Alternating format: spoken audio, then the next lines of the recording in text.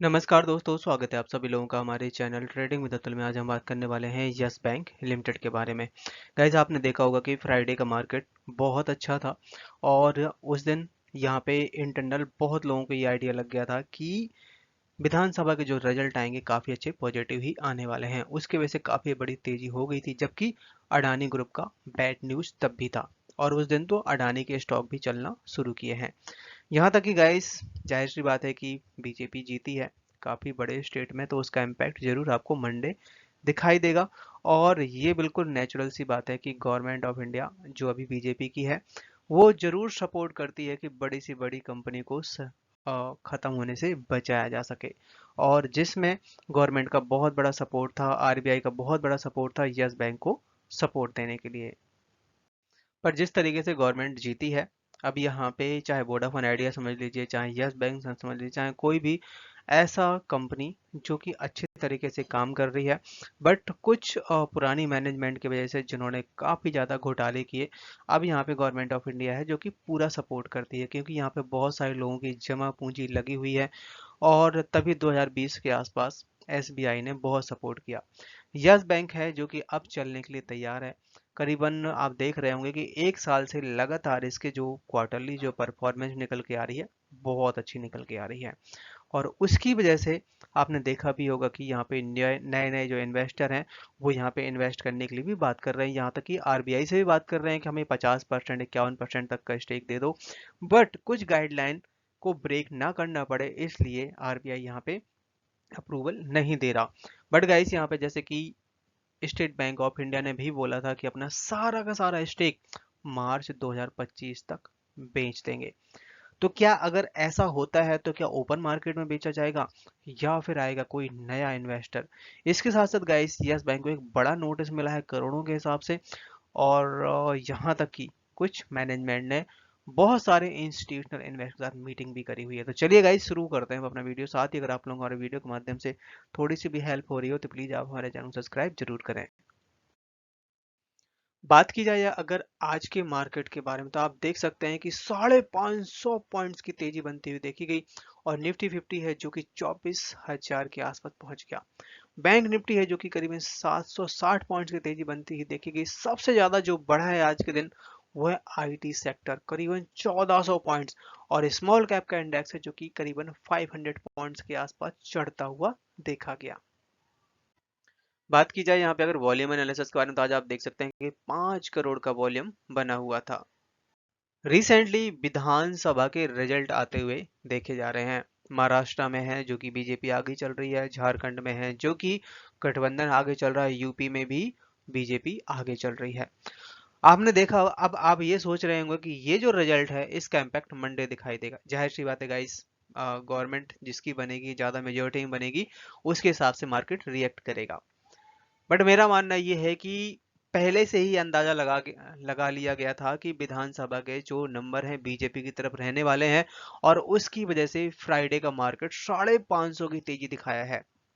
But अब Monday क्या Monday real में इस आंकड़ों को देख के तेजी बनेगी? गाइस, बन सकती है, बट मैक्सिमम जो तेजी होनी थी वो हो चुकी।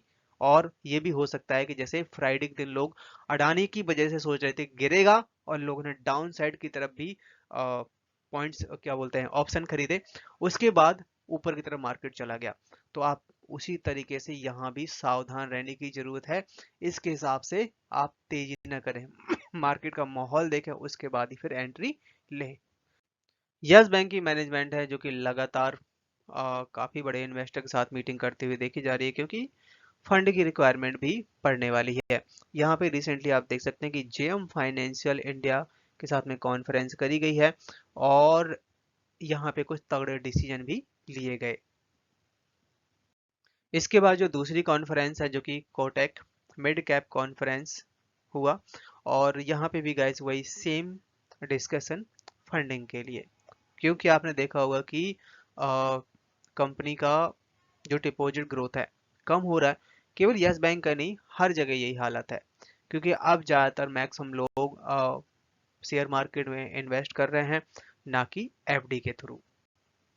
सो ये जो मीटिंग हुई है एसबीआई म्यूचुअल फंड और आपका Aditya Birla Sun Life, pension management, Bajaj holding, Kotak security, आप देख सकते हैं कि इन सब के साथ में मीटिंग हो रही है।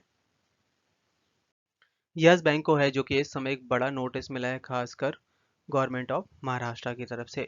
यहाँ पे 2 जीएसटी के नोटिस दिए गए हैं और वो भी नोटिस हैं करोड़ों के हिसाब से। आप देख सकते हैं कि 4 करोड़ 94 लाख 81 हजार। दूसरा नोटिस है आपका 58 करोड़ 32 लाख 17 हजार 640 का। और ये जो नोटिस आए हैं 2017 से 18 के बीच में, और दूसरा है 2018 से 19 के बीच में। बीएसई ने इस समय एफएनओ की लिस्ट जारी कर दी है, जिसमें 3 अडानी स्टॉक के नाम हैं, पेटीएम भी है, यस बैंक भी है। इसके अलावा 38 स्टॉक और भी हैं लिस्ट में।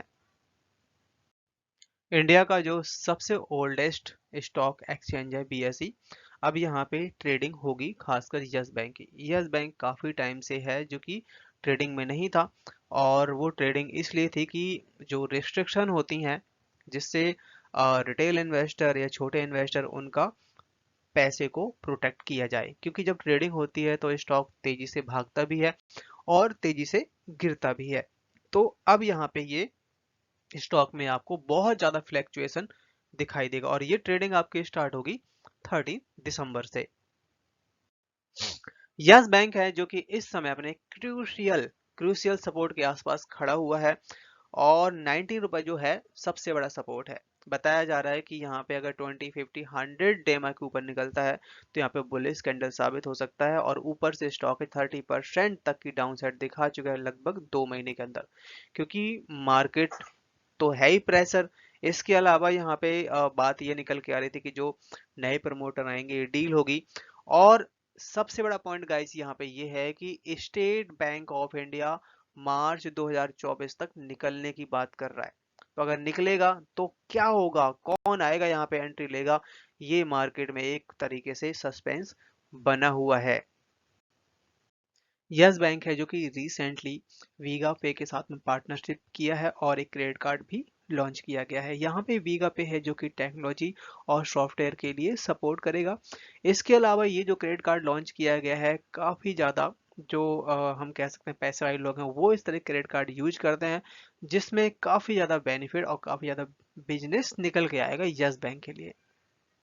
बात करें यहाँ पे अगर हम बीएसई इंडिया कारोबार को, तो आज आप देख सकते हैं कि 46% की डिलीवरी उठाई गई। आज के दिन शेयर ने हाई बनाया 19.34 का, लो बनाया 19.12 का, क्लोजिंग दी 19.21 पे, करीबन 0.5% तक की तेजी बनती हुई देखी गई। चार्ट में नजर डाली जाए तो यहाँ पे आप देख सकते हैं स्टॉक है जो कि 19.2 पे काम कर रहा है, और सबसे बड़ा सपोर्ट भी है गाइस। अगर इसको ब्रेक करता है तो अगला लेवल आपको 18 का भी हो सकता है, और 18 के एक उससे भी ज़्यादा स्ट्रॉन्ग सपोर्ट है। और उसी की बदौलत अगर यहाँ पे देखा जाए तो यस बैंक है जो कि करीबन 635 करोड़ का जो अपना एनपीए है अनसिक्योर, अनसिक्योर मतलब कि वही जो क्रेडिट कार्ड का पर्सनल लोन जो कि यहाँ पे अब सेल कर रहा है, क्योंकि इस समय एनपीए बहुत ज़्यादा हो रहा है और अनसिक्योर पे कोई भी उगवाई भी नहीं हो पाती है। इसके साथ साथ जेसी फ्लावर्स की तरफ से करीब 400 करोड़ का अमाउंट मिला है, रिसीव किया है। और ये जो है जो 48,000 करोड़ का जो बैड लोन जो बेचा गया था जेसी फ्लावर्स को, उसकी ही जो रिकवरी हो रही है वो यस बैंक को मिलती हुई दिखाई दे रही है। अभी यहाँ पे F I I D I और पब्लिक की न्यू शेयर होल्डिंग आती हुई देखी जा रही है। तो अगर हम एफ आई आई की बात करें तो एफ आई आई का 23% तक का स्टेक था एक साल पहले, जो कि इस समय 27% हो गया है। लगातार यहाँ पे एफ आई आई खरीदते हुए बने हुए हैं। पर यहाँ पे डी आई की तरफ से जो 41% तक का स्टेक था, जो कि यहाँ पे 38.5 के आसपास आया, तो यहाँ पे कुछ डाउन साइड भी दिखाई दी है। पर यही यहाँ पे अगर कंपेयर करें कि पब्लिक का शेयर होल्डिंग, पब्लिक है जो कि 36% तक के आसपास होल्ड करती थी एक साल पहले, जो कि इस समय 35 के आसपास है। तो ज़्यादा कोई फर्क नहीं पड़ा, और मेरा मानना ये है कि हमें अभी भी होल्ड करना ही चाहिए अगर हमें रिटर्न चाहिए, क्योंकि स्टॉक ज़्यादा चला नहीं है, करेक्शन बहुत अच्छी दिखा चुका है, तो यहाँ से आने वाले टाइम में अच्छे खासे रिटर्न आ सकते हैं।